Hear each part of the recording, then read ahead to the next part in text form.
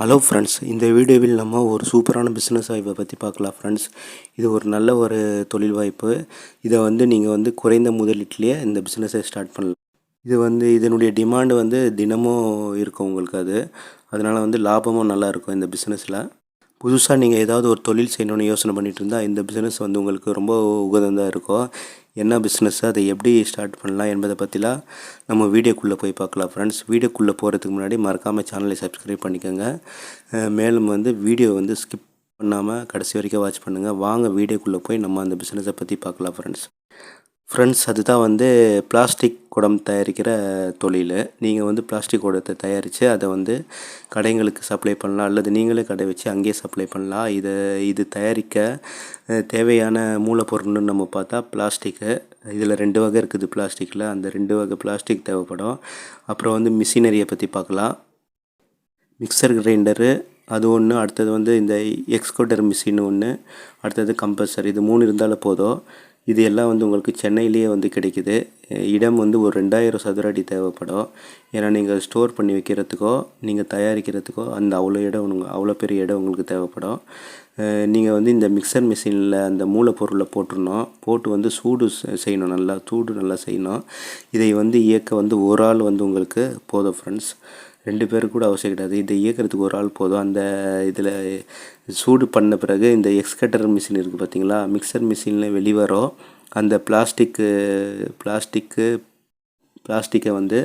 குடம் செய்வதற்கு ஏதுவாக குழந்த நிலைக்கு இந்த இது கொண்டு போகும் இந்த எக்ஸ்கட்டர் மிஷினு. அதுக்கு பிறகு என்ன பண்ணோன்னா, அந்த டை இருக்குது பார்த்தீங்களா, உங்களுக்கு குடம் எந்த ஷேப்பில் வேணும் அதுக்கு தகுந்தா போல் அந்த டையை நீங்கள் வச்சு அந்த ஷேப்பாக குடத்தை நீங்கள் பண்ணிக்கலாம் ஃப்ரெண்ட்ஸ். இந்த டை மிஷினை மட்டும் கையால் ஒரு 2 பேர்த்த உங்களுக்கு தேவைப்படும். இதில்னு வெளிவர அந்த காற்று கம்ப்ரஸரில் இணைக்கப்பட்டிருக்குது. இதன் மூலம் என்ன ஆகுதுன்னா அந்த கூழ்மம் இருக்குது பார்த்தீங்களா, அதை குடமாக மாற்றி தருகிறது. இது கிரைண்டர் மிஷினில் இந்த கிரைண்டர் மிஷின் வேலை என்னென்னா, இந்த குடமாக வந்த பிறகு குடம் எல்லாமே உற்பத்தி செய்த பிறகு அதில் அந்த கழிவு பிளாஸ்டிக்லாம் இருக்குது பார்த்தீங்களா, அந்த கழிவு பிளாஸ்டிக்கை யூஸ் பண்ணிக்கலாம். நீங்கள் மீண்டும் உற்பத்திக்கு பயன்படுத்தலாம் ஃப்ரெண்ட்ஸ். அந்த உற்பத்திக்கு பயன்படுத்துறது எப்படி என்பதுக்காக தான் இந்த மிஷின் உங்களுக்கு அந்த கழிவு பிளாஸ்டிக்கை உங்களுக்கு யூஸ் ஆகுது. இந்த மிக்சர் கிரைண்டரில் கிடைக்கக்கூடிய அந்த பிளாஸ்டிக் எல்லாம் உங்களுக்கு துண்டு பிளாஸ்டிக்காக ஆக்கப்படுது ஃப்ரெண்ட்ஸ்.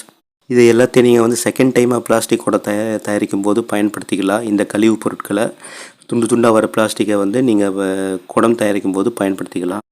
அதனால் அந்த மூலப்பொருள் எதுவுமே வீணாகாது. ஏன்னா செகண்ட் டைமாக நம்ம யூஸ் பண்ணிக்கலாம். இந்த மூலப்பொருள் ரேட்டு கூட உங்களுக்கு ரொம்ப ஏற்ற இறக்கெல்லாம் அதிகமாக இருக்காது. என்ன ரேட் இருக்குதோ அந்த ரேட்டு தான் இருக்கும். ரொம்ப ஏற்ற இறக்கங்கள்லாம் இருக்காது இந்த மிஷினில். இப்போ நீங்கள் குடம் தயாரித்த பிறகு அந்த குடத்தை நீங்களே ஒரு கடையை ஓப்பன் பண்ணி அங்கேயே சேல்ஸ் பண்ணலாம். அல்லது இந்த மளிகை கடை, அப்புறம் இந்த பிளாஸ்டிக் குடம்லாம் விற்கிற இந்த மாதிரி கடைகளில் கூட நீங்கள் சேல்ஸ் பண்ணலாம் ஃப்ரெண்ட்ஸ். இது ஒரு நல்ல ஒரு பிஸ்னஸ் வாய்ப்பு. இந்த பிஸ்னஸை நீங்கள் எடுத்து செய்யலாம். இந்த வீடியோ உங்களுக்கு பிடிச்சிருக்குன்னு நான் நம்புகிறேன்.